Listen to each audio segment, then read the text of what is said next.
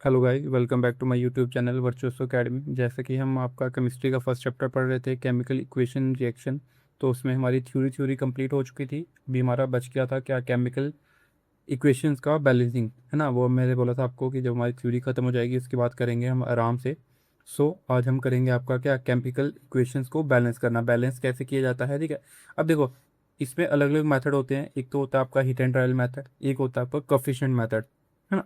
Heat and trial method क्या होता है, वो आपका कुछ रिएक्शंस के लिए काम कर जाता है जो इजी रिएक्शंस होती हैं, बट जहाँ पे रिएक्शन कम्प्लेक्स हो जाती हैं तो वहाँ पे वो काम नहीं आते, क्योंकि वो काफ़ी ज़्यादा टाइम कंज्यूमिंग हो जाता है और काफ़ी कंफ्यूजिंग होता है, जिसमें हिट एंड ट्रायल से करना मतलब गलत होना ज़्यादा प्रोबेबिलिटी होती है, मतलब क्वेश्चन गलत होने की ज़्यादा प्रोबेबिलिटी होती है। तो इसलिए हम एक कोफिशिएंट मेथड है उसका इस्तेमाल करते हैं, ठीक है। जैसे कि पहली इक्वेशन है। अब देखो, जैसे ये इक्वेशन है, ये सिंपल इक्वेशन है ना। इसमें क्या है, सिंपल इक्वेशन है। अब इसमें क्या है, आप या तो आपका क्या कर सकते हो, आप यहाँ तो हिट एंड ट्रायल लगा लो, है ना। ऐसे ही देख लो। अब देखो इसमें क्या है, देखो एच कितने हैं, यहाँ दो हैं। अब देखो ये जो ये है ना, इसको आप समझ लो, इस एरो को समझ लो इक्वल्स टू, क्या समझ लो, इक्वल्स टू। तो इट मीन्स जो हमारे लेफ्ट हैंड साइड पे हैं और जो राइट हैंड साइड पे है ना, वो इक्वल होने चाहिए। मतलब जितने नंबर ऑफ एटम इस तरफ हैं वहां पे भी बराबर होने चाहिए। जैसे एच यहाँ पे लेफ्ट हैंड साइड आपका टू है, तो राइट हैंड साइड भी आपका कितना होना चाहिए, टू होना चाहिए। अब देखो यहाँ पे एच कितने हैं आपके, टू। और इसको मान लो ये इक्वल्स टू है। इधर कितना है, एच एक है। यहाँ पे क्लोरीन कितना है, Cl कितना है, टू है। और यहाँ पे कितना है, Cl एक है ना। अब मुझे इसे बराबर करना है, तो मैं कह रहा हूँ यहाँ पे दो हैं तो यहाँ भी दो, टू से मल्टीप्लाई कर दूंगा। यहाँ दो हैं, यहाँ भी दो से मल्टीप्लाई कर दूंगा, क्या हो गया बराबर। यहाँ भी एच दो, यहाँ भी एच दो, यहाँ भी क्लोरीन दो, यहाँ भी क्लोरीन दो। अब देखो, अब जो फाइनल इक्वेशन बनेगी तो क्या होगी। अब देखो, यहाँ इन दोनों को दो से मल्टीप्लाई किया, है ना, दोनों को दो से मल्टीप्लाई किया, तो ये फाइनल इक्वेशन जो आपकी बनेगी वो क्या बनेगी, H2 plus Cl2 gives us. अब देखो, अगर ये था HCl, है ना, ये था। अगर मैं इन दोनों का टू कॉमन ले लूं तो क्या बाहर आ जाएगा इस तरह से। अब ये को H2 Cl2 मतलब हमने क्या कर दिया, इसका टू कॉमन ले लिया, तो ये इक्वेशन आपकी ये क्या बन गई, फाइनल। ये आपकी क्या बन गई, बैलेंस्ड इक्वेशन बन गई।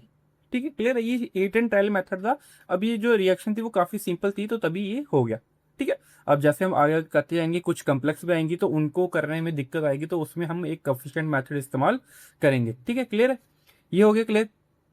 अब नेक्स्ट, अब देखो ये सी आई। अब इसमें हिट एंड ट्रायल लगाना हो ना, तो इसमें इसमें दिक्कत आती है। अब देखो इसमें जैसे हम सिंपल करें, जैसे ये बी ए है, यहाँ भी बी ए है, बैरियम है। अब ये बी ए सिंगल है तो ये हो जाएगा।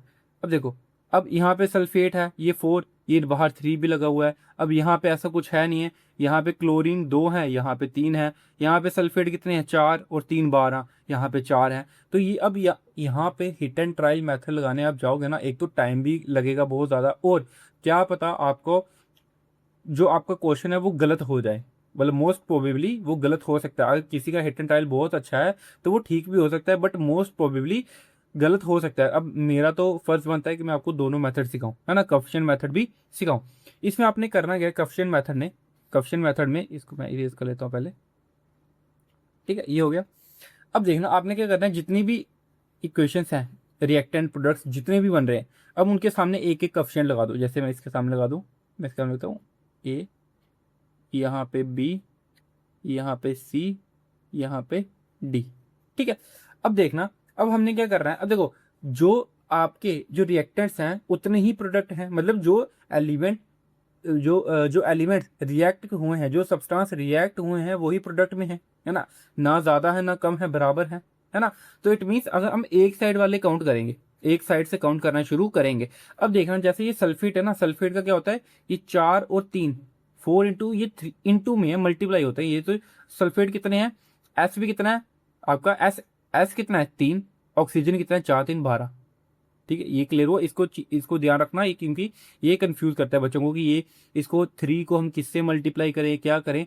एस के साथ वन लगा हुआ है, ओ अलग होता है, एस और दो दोनों अलग है ना, सल्फर ऑक्सीजन। सो एस को थ्री से, ओ चार इंटू तीन बारह। ठीक है, क्लियर है। अब हम क्या करेंगे, जो ए वाले हैं और बी मतलब सेम एलिमेंट्स को हम एक तरह से कंपेयर करना शुरू कर देंगे। मान लो ये क्या है आपका, ये इक्वल्स टू है, ये क्या है आपका इक्वल्स टू है। अब मैं क्या करूंगा, सबसे पहले लेता हूं मैं बी ए, ठीक है ये हो गया। अब बी ए कितना है, यहाँ पे एक है, सो मैं लिख दूंगा 1 ए या ए।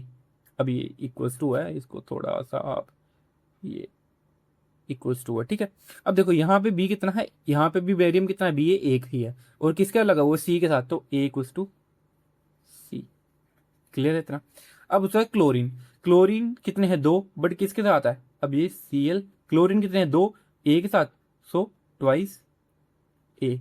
अब यहाँ पे क्लोरीन है नहीं है, अब यहाँ पे चेक करेंगे, सी के साथ क्लोरीन है नहीं है, डी के साथ क्लोरीन है, कितने हैं, तीन है, सो इक्वल्स टू, अब एरो के उधर है वो क्या होगा, इक्वल्स टू के उधर जाएगा तो क्या होगा, 3D।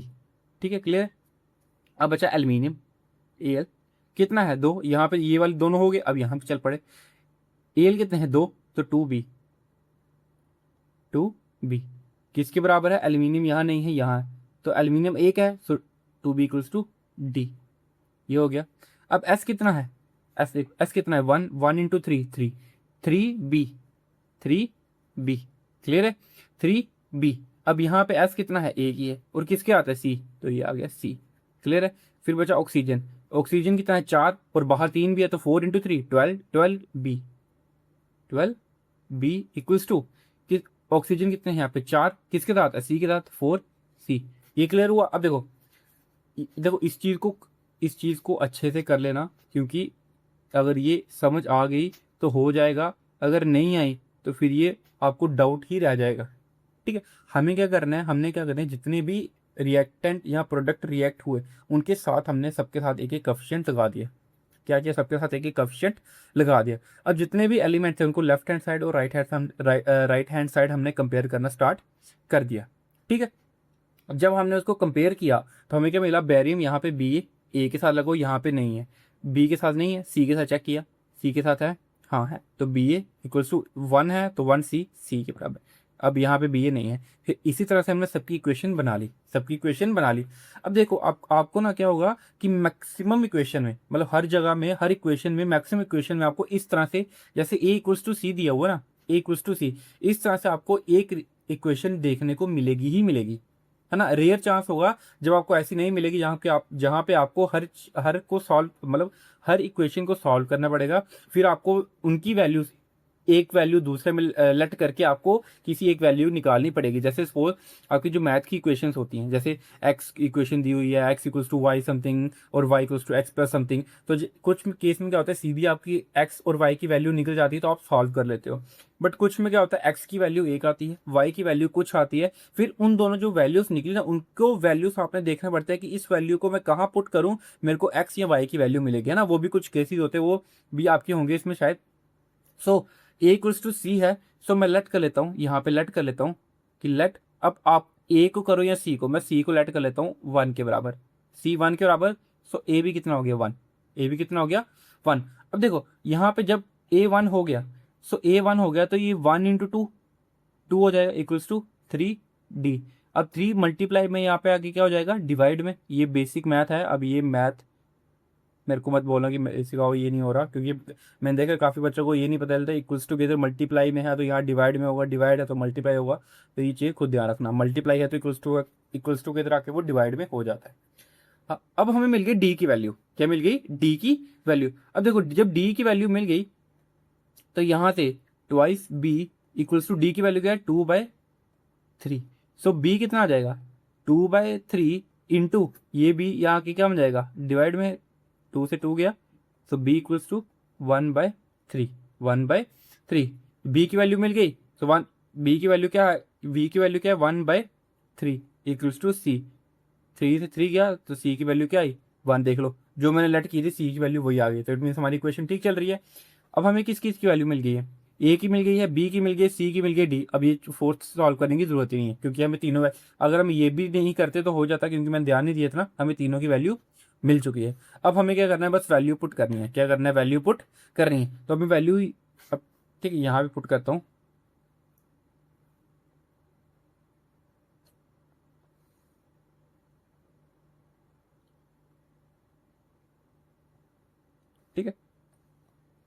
यहाँ पे लिखता हूँ मैं, ए क्या है, 1 है, तो 1 को लिखो नहीं लिखो आपका एक ही बात है, प्लस बी कितना है, 1/3, बी कितना है 1/3, Al2SO4 3 गिव्स अस, सी कितना है आपका, C1 है, तो 1 लिखो या नहीं लिखो आपका एक ही बात है, प्लस डी कितना है 2/3 AlCl3।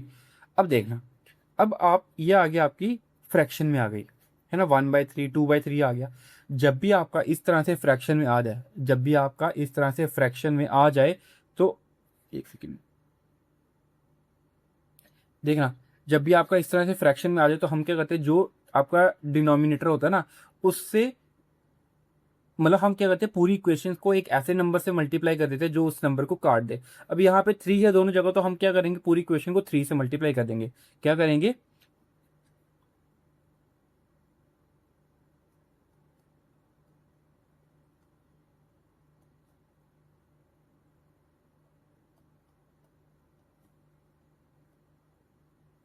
ठीक है, 3 से मल्टीप्लाई कर देंगे, ये क्या बन गया 3BaCl2 प्लस ये 3 से 3 कट हो गया, पीछे बचा 1, तो 1 लिखने की जरूरत नहीं है। सो SO4 3 गिव्स अस, अब ये बी 3 से मल्टीप्लाई किया तो ये भी 3 बन जाएगा, BaSO4 प्लस 3 से मल्टीप्लाई किया 3 और 3, ये 3 × 2/3, 3 से 3 गया तो पीछे का बच गया 2 AlCl3। ये हमारी आ गई फाइनल इक्वेशन। अब हम क्या करेंगे, इसको कंपेयर करेंगे। अब देखो 3Ba Cl 3 2 2 × 3 6, तो Cl यहाँ नहीं है, ये आ गया 3 2 6 हो गए, Al2 क्लियर है। S कितने हैं 3, S कितने हैं, ये 3 को S से मल्टीप्लाई करो 3, 4 और 3 12 ऑक्सीजन, ये 4 और 3 12, इससे मल्टीप्लाई किया तो होगी ये हमारी क्या होगी, बैलेंस्ड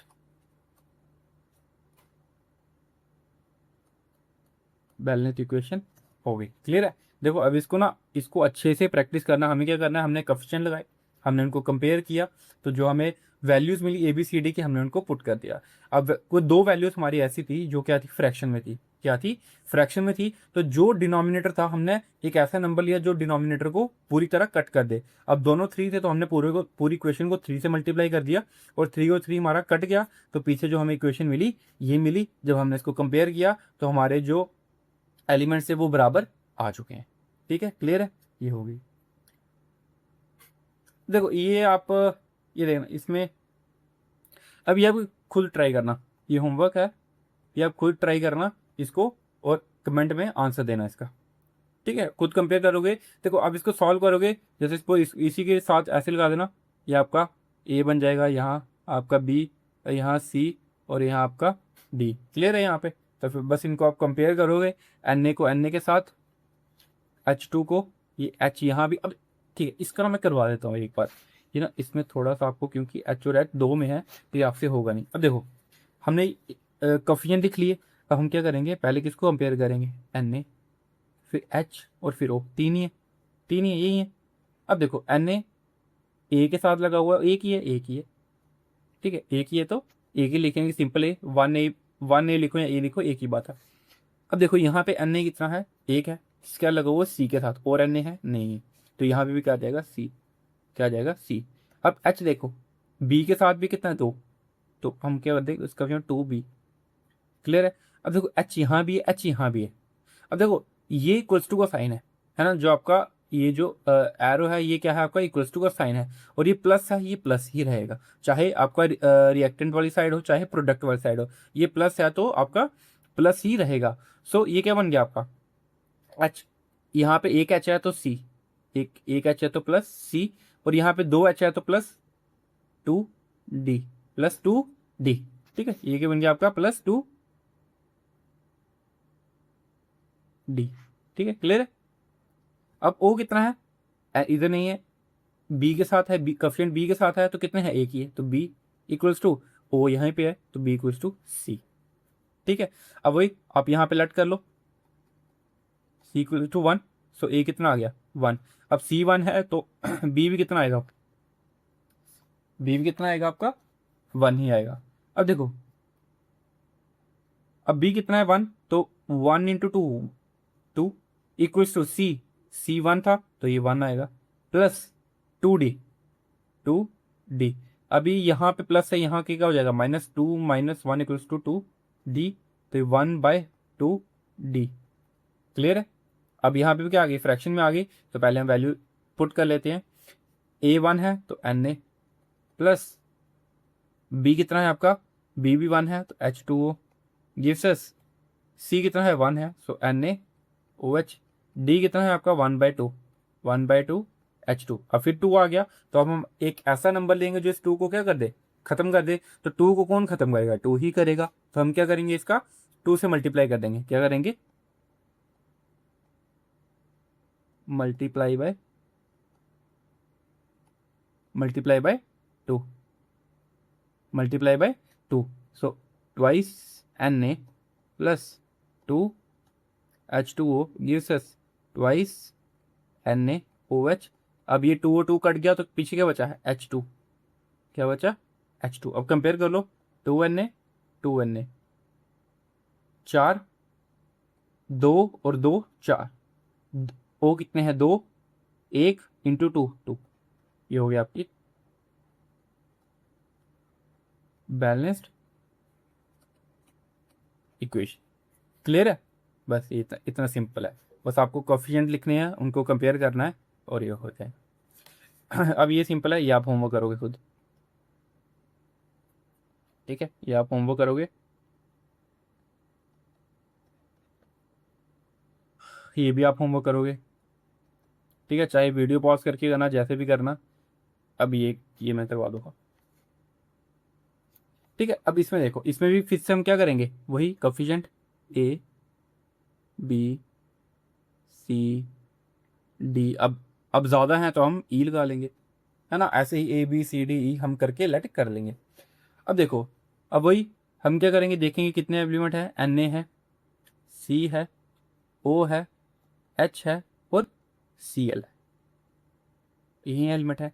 अब देखना, जब भी इतनी बड़ी क्वेश्चन बनती है ना, तो इसमें हमें सभी को सॉल्व करने की ज़रूरत नहीं पड़ती है। अब 2-3 करके ही हमें सारी वैल्यूज मिल जाती हैं। तो हमें बस वो ध्यान रखना, जब हमें तीनों ABCD की वैल्यू मिल गई तो दैट्स इट। अब देखो, twice A equals to Na कहाँ पे, C पे, बस twice A equals to C, ये आ गया। अब C एक ही है, सो A इक्वल्स टू, यहाँ पे ये क्लोरीन है, इसका ध्यान रखना, ये क्लोरीन है, ये सी नहीं है, क्लोरीन है, ये भी क्लोरीन है, और यहाँ पे सी है ई के साथ, सिर्फ ए इक्वल्स टू ई। ठीक है, ऑक्सीजन 3A, ऑक्सीजन के 3 × A, 3A इक्वल्स टू, यहाँ पे नहीं है, यहाँ पे नहीं है, यहाँ पे है और यहाँ पे भी है। सो ये बनेगा आपका डी के साथ है, एक ही है डी, प्लस यहाँ पे ट्वाइस ई। क्लियर है। अब आपका हाइड्रोजन, हाइड्रोजन कितना है, यहाँ पे रिएक्टेंट वाली साइड यहाँ पे बी के साथ ही है, और प्रोडक्ट वाली साइड एक ही जगह है, तो ट्वाइस डी। क्लोरीन भी रिएक्टेंट में एक ही जगह है, बी इक्वल्स टू Cl, यहाँ भी है, क्लोरीन एक ही जगह सी के साथ ही, तो इक्वल्स टू सी, क्योंकि एक ही है तो 1 × C वो सी ही रहेगा आपका। अब फिर हम क्या करेंगे, यहाँ पे हम लेट कर लेंगे सी को इक्वल्स टू 1। अब इसमें ध्यान रखना, मैंने सी को, सॉरी यहाँ पे सी को नहीं करेंगे, यहाँ पे ए को लेट करेंगे 1। क्या करेंगे, ए को लेट करेंगे 1। अब मैं सी को क्यों नहीं लिया, अगर मैं सी को लेता तो ये जो 2 है ना, यह 1/2 बन जाता, तो इक्वेशन थोड़ी मुश्किल बन जाती। तो खुद इजी बनाने के लिए मैंने 2 को, सॉरी ए को 1 लेट कर दिया, तो सी क्या बन गया आपका, सी इक्वल्स टू 2, मेरे को डायरेक्ट वैल्यू मिल गई। तो 1/2 बनती, जब मैं इधर इनमें इन सब में इसकी वैल्यू पुट करता तो मेरे को दिक्कत आती, है ना। तो ये हो गया। अब ए 1 है तो ई भी कितना होगा, ई भी 1 होगा। मेरे पास ए की वैल्यू है, ई की वैल्यू है, क्या डी की वैल्यू निकल जाएगी। अब ए कितना है 1, तो 3 × 1 3 इक्वल्स टू डी, प्लस ई की वैल्यू कितनी 1, तो 2 × 1 2। अब 3 - 2 इक्वल्स टू डी, तो 3 - 2 1 equals to 3 - 2 equals to 3 - 2 equals to D, so 3 - 2 कितना होता है 1। अब मुझे डी की वैल्यू मिल गई, सो बी की वैल्यू कितनी हो जाएगी। अब चाहे बी की आप यहाँ लट करो, यहाँ पे लट करो, एक ही बात आएगी, बी आएगा 2। ठीक है, क्लियर है, हो गया। अब उसके बाद, अब देखना ये आ गया। अब हम क्या करेंगे, इन सब की वैल्यूज को पुट कर लेंगे। ये हम करेंगे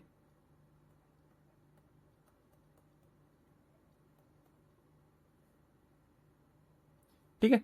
आपका क्या NaCl, Na2CO3 सोडियम कार्बोनेट और आपका एचिलेटर NaCl plus H2O plus CO2। वही थोड़ा ज़्यादा गया बढ़ गया, H2O प्लस CO2। ठीक है। अब देखना, अब A की वैल्यू कितनी थी 1, ये 1, B की वैल्यू आपकी है 2, 2, NaC की वैल्यू आपकी, C की वैल्यू है 2, D की वैल्यू आपकी है 1 और E की वैल्यू आपकी 1 डाल दिया हमने। अब देखो Na2, Na2 2, C कितने हैं 1, C कितना है 1, ऑक्सीजन 3, 2, 2 ये हो गए और 1 ये हो गया, 3 oxygen. H2, H2, chlorine 2, chlorine 2, हो गई बैलेंस।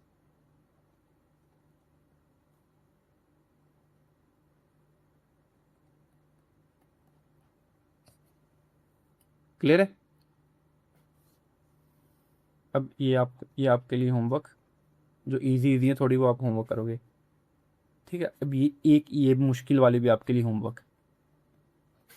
ठीक है। अब ये मैं करवा देता हूँ। अब इसमें देखो सिंपल A B C और D। ठीक है। अब पहले क्या है आपका Fe, फिर आपका H और इसमें 3 ही है O, फिर आप इसमें क्या है आपका 3 ही है O। ठीक है क्लियर। अब Fe किसके साथ है A के साथ, सो A इक्वल्स टू Fe3C किसके बराबर है 3C के बराबर। अब H कितने हैं यहाँ पे रिएक्टेंट वाली साइड 2B इक्वल्स टू यहाँ पे H कितने हैं 2D, कितने हैं 2D। अब ऑक्सीजन कितना है आपका B equals to 4C। Clear है, ये 4 × C 4C।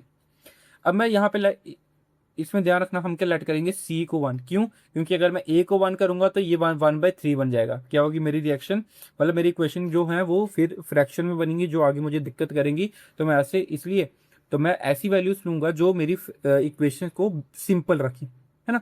तो C1 किया तो आपका क्या बन गया, A कितना आ गया 3, A3 आ गया। अब B कितना आया, C कितना था 1 तो B कितना आ गया आपका 4। अब B की वैल्यू कितनी है 4 × 2 8 इक्वल्स टू ट्वाइस D। ये 2 वन था 2, 4 था, ये इधर के डिवाइड होगा तो मैंने डायरेक्ट कहा दिया, तो 4 इक्वल्स टू D। जो इक्वेशन बनी आपकी वो क्या बनेगी, A है आपका 3, 3Fe प्लस B कितना है आपका 4H2O गिव्स अस आपका C कितना है 1 तो ये इतना ही रहेगा, प्लस D कितना है आपका 4H2। अब कंपेयर करेंगे Fe3, Fe3, H2O 8, H2O 8, oxygen 1 × 4 4, 4। Clear है, ये होगी आपकी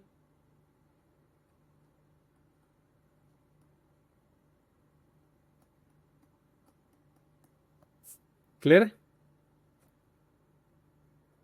ये आपका होमवर्क, ये भी होमवर्क।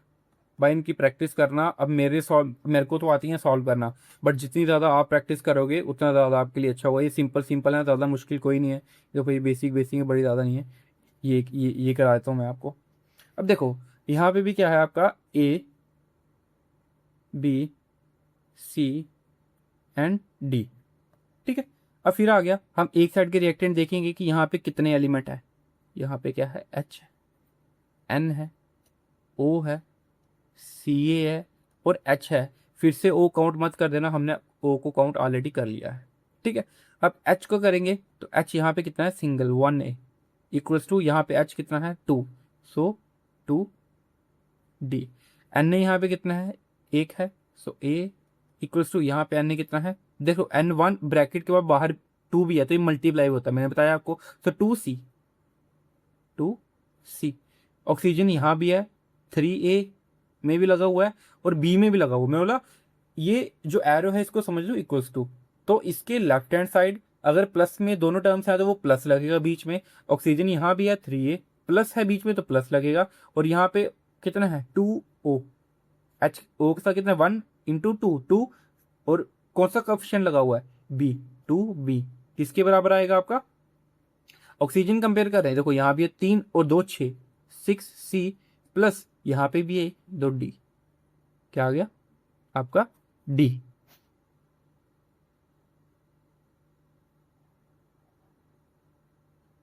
आ गया आपका डी। ठीक है, उसके बाद आपका बचा है सी ए। अब सी ए देखो बी में है, बी इक्वल्स टू यहाँ पे सी इधर ही है, और आपका क्या रह गया एच रह गया।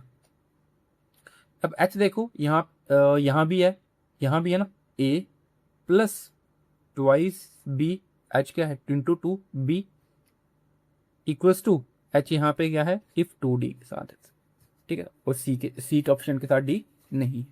क्लियर है।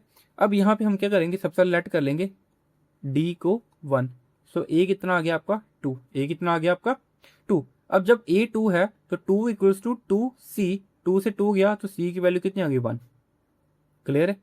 ए सी डी हमें मिल गया, ए सी डी हमें मिल गया। अब बी की वैल्यू हम यहाँ से निकाल लेंगे, बी कितना आ गया सी 1 है तो बी भी कितना होगा 1, सो ए बी सी डी हमें मिल गई। अब इनको सॉल्व करने की जरूरत ही नहीं है, हम वैल्यू डाल के देखेंगे।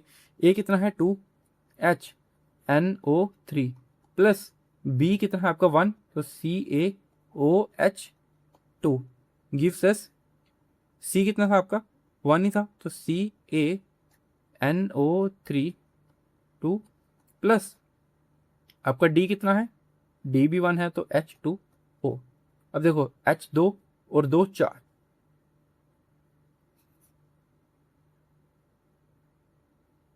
ये क्या हो गया, गड़बड़ हो गई।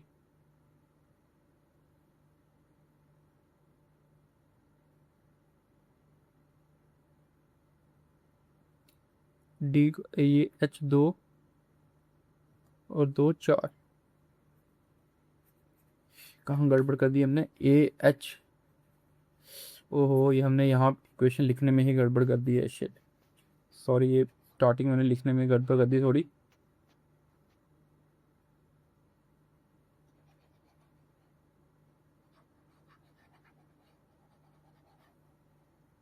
ठीक है, देखो इसमें थोड़ा ध्यान रखना, इसमें ऐसी गलती हो जाती हैं तो आपने प्रैक्टिस करनी है कि इतनी कि आप से गलती ना हो, क्योंकि मेरी गलती चल जाएगी, मैं करेक्ट कर सकता हूँ यहाँ पे, आपकी पेपर में गलती होगी तो आप करेक्ट नहीं कर सकते हो।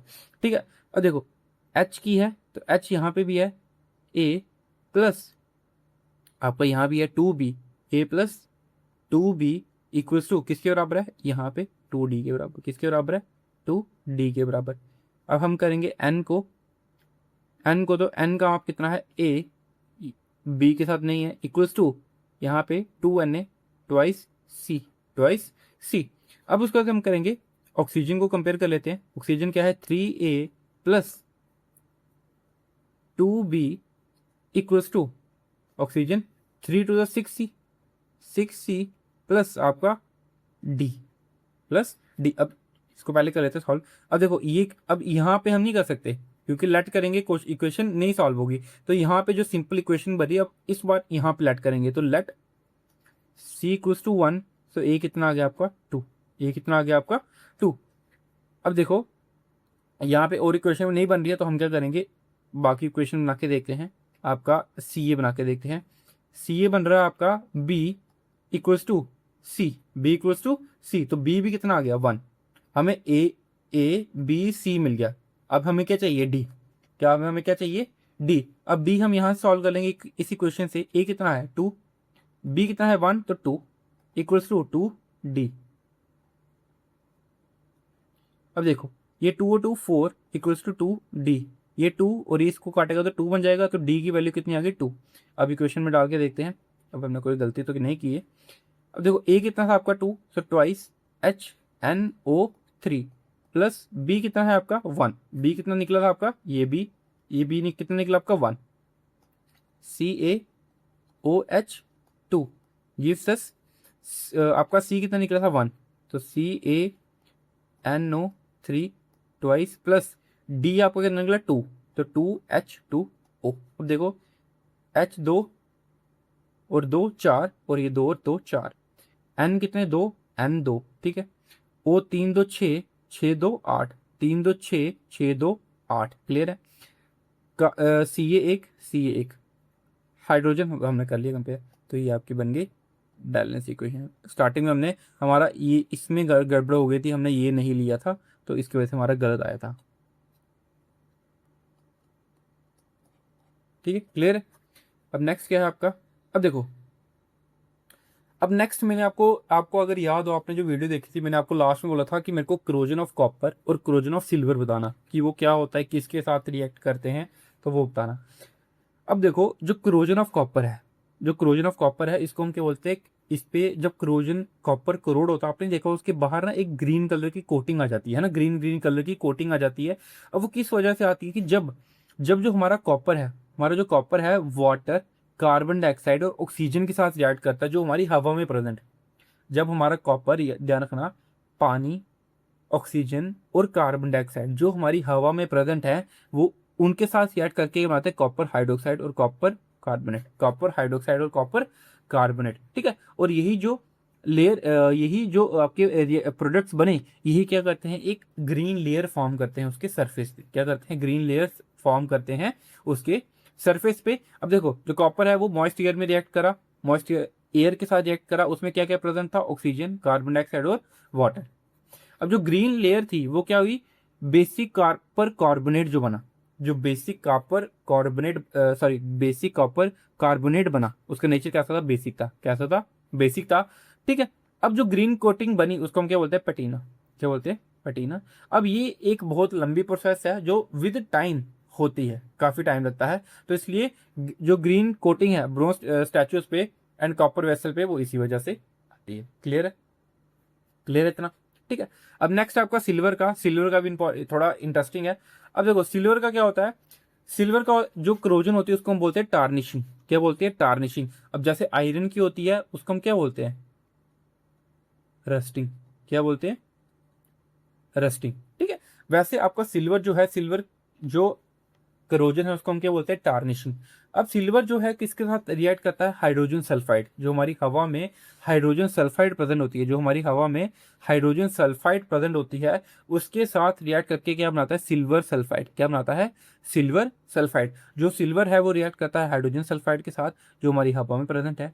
और ये जब इनके साथ रिएक्ट करके जो सिल्वर सल्फाइड बना, वो क्या होता है, एक ब्लैक लेयर। आपने देखा होगा, जो आपके हम जो गले में चांदी की चेन्स वगैरह डालते हैं, तो वो क्या होता है कि जब रिएक्ट करती हैं, मतलब जब हमें काफ़ी ज़्यादा पसीना आता है, हमारी जब हवा में सल्फाइड की जो कंसंट्रेशन है वो बढ़ जाती है, तो क्या होता है, वो सिल्वर के साथ रिएक्ट करके क्या बनाते हैं, मतलब एक सिल्वर सल्फाइड बनाते हैं, जो कि क्या होती है, ब्लैक कलर लेयर होती है। क्या होती है, ब्लैक कलर लेयर होती है, जो किस पे, चांदी के सरफेस पे बनती है। अब जो ब्लैक कोटिंग बनी, इसको हम क्या बोलते हैं, टार्निशिंग। क्या बोलते हैं, टार्निशिंग। अब जो सिल्वर है वो ऑक्सीजन के साथ डायरेक्टली रिएक्ट नहीं करती है, वो सल्फाइड के साथ मिलकर रिएक्ट करती है, सल्फाइड के साथ रिएक्ट करती है, तो जिसकी वजह से क्या होता है, सिल्वर पे टार्निशिंग होता है। ठीक है। अब जो H2SI आती कहाँ से है, हमारी जो पोल्यूटेंट एयर है, जहाँ डिकेइंग ऑर्गेनिक मैटर है, उसमें से रिलीज होती है। तो जब वो यहाँ से रिलीज होती है, और जब ये सिल्वर के साथ रिएक्ट करती है, तो ये क्या होता है आपका, सिल्वर पे ब्लैक कलर की कोटिंग, जिसको हम टार्निशिंग बोलते हैं, वो फॉर्म करते हैं। अब सिल्वर को क्लीन करना भी इजी होता है, जैसे आप घर पे भी कर सकते हो, जैसे एल्यूमिनियम फॉयल और आपका बेकिंग सोडा लेके उसको क्या कर सकते हो आप, इसको घर पे भी इसको क्लीन कर सकते हो, नहीं तो आप किसी गोल्ड स्मिथ के पास जाओ, उससे भी साफ करवा सकते हो। ठीक है, क्लियर है। तो अगर आपको वीडियो अच्छी लगी हो तो अपने फ्रेंड्स के साथ, दोस्तों के साथ, दोस्तों को शेयर किया करो, और प्लीज़ इसको सब्सक्राइब और लाइक कर दिया करो, ताकि मुझे भी पता चले बच्चे देख रहे हैं, उनको अच्छा लग रहा है, ताकि मैं और आपके लिए अच्छा अच्छा कंटेंट बना पाऊँ, जिससे मेरे को भी एक थोड़ी मोटिवेशन हो जाए। ठीक है। बाकी अगर आपको अच्छा लगा हो तो लाइक ज़रूर करना, सब्सक्राइब करना। Thank you.